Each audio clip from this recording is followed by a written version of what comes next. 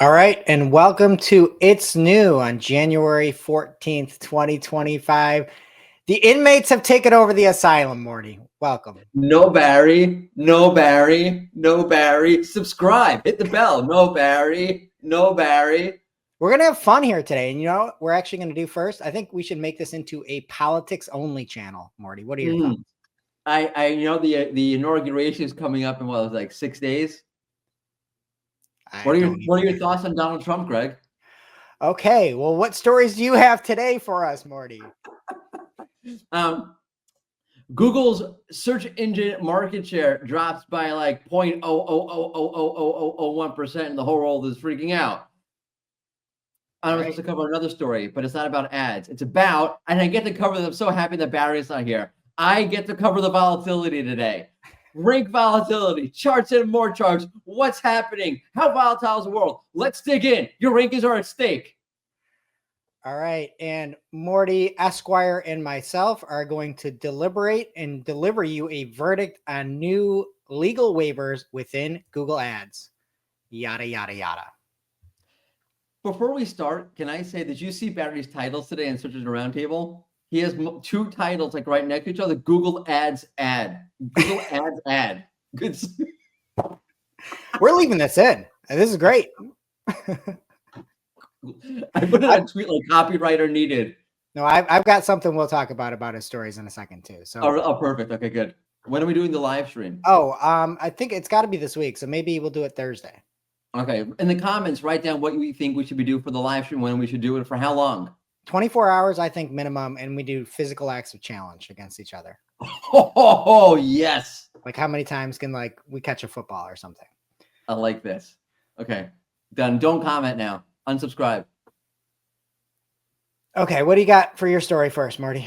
Okay, let's start off with volatility. So Barry wrote the other day that he saw all of the various SEO weather tools chilling up a bit. They went down from a high volatility all the way down to not high volatility. I'm backstage. I'm back on the show. I messed it up. They went. We should leave that. We're leaving it. Yeah, okay, great. Remember high volatility? I was trying to focus in on you and your hand movement, and I deleted you. This is why we need Barry. But by the way, I like that we can admit we have fun, because Barry does have fun. He just won't ever admit it. So anyway, the rank volatility went down to low. But guess what, people? It's creeping back up to high. So buckle up, strap in, and row your boats down the ranking stream. What are your thoughts, Greg? I mean, that's sort of what we alluded to, is it might be a calm before a storm, or, maybe we'd see some, I guess, at least recently, unprecedented, lack of volatility or calmness here. There is big spikes here. I don't know exactly what that means for what's coming up here, but I know we've been talking about it nonstop over the past few months that, more updates are likely looming rather than less. Is this the point in the show where we sing row, row, row your rankings? Yeah, you can do that one. In other news, there was some data from Stat Counter, no S in between, Stat Counter, about Google's search engine market share relative to other search engines. So I'm way more interested in the actual usage of Google altogether, not relative to other search engines. So this data is less interesting. Thanks, Barry, for covering it. But it does show that Google went under 90%.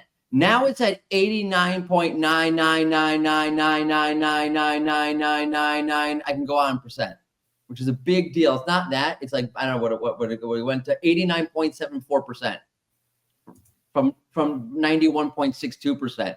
It's earth shattering. I started looking at, they have the various search engines there. You could see there was I think it was Yandex when I looked at it. Like Yandex saw a bump up, which was weird. Yeah, I don't know how that happened. Who's still using Yandex?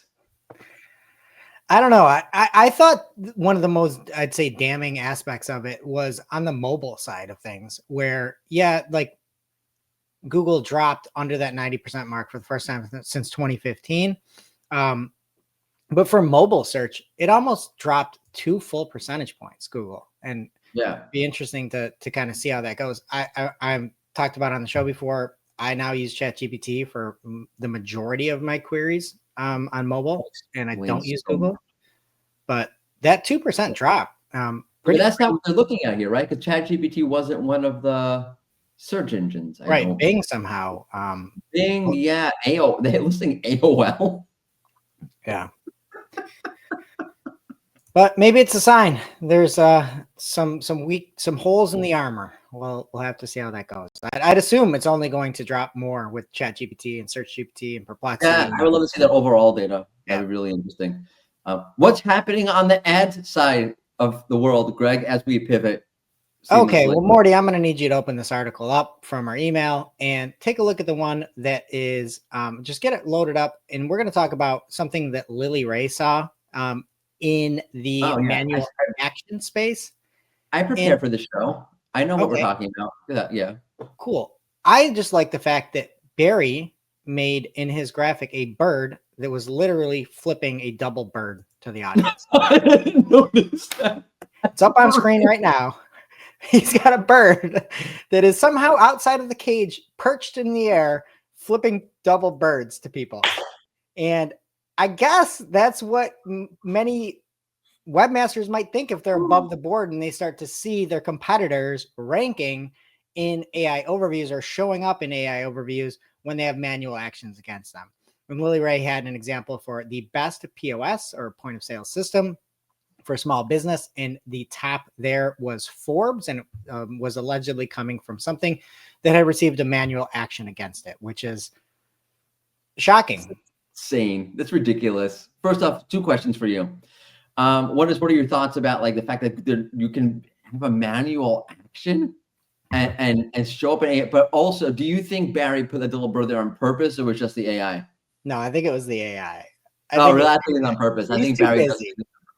No, he's got like a streak in him sometimes. Like you don't expect it. Yeah. You know? Yeah. So I guess something to be aware of. I'm assuming that that's something that'll be corrected, right? That's bad luck for Google if you have a certain, site reputation abuse policy and it's being circumvented by AI overviews. You know what they say about assuming though? You make So let's not assume anything and let's hope it gets right. We got our fingers crossed. Okay, and some Google Ads news here. There is a new legal waiver for images if you are using what's called dynamic images, and you need to confirm that you own all the legal rights to images on the landing pages used by the accounts and that you instruct Google to publish these images on your behalf. This is fairly interesting as it seems like it's, again, Google, we heard their plans for 2025 and really driving more AI into things.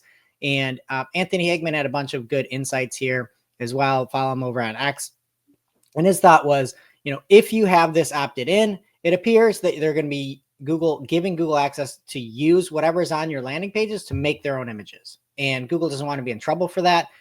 It is something that you definitely need to look through and make sure that you've got all the proper copyright,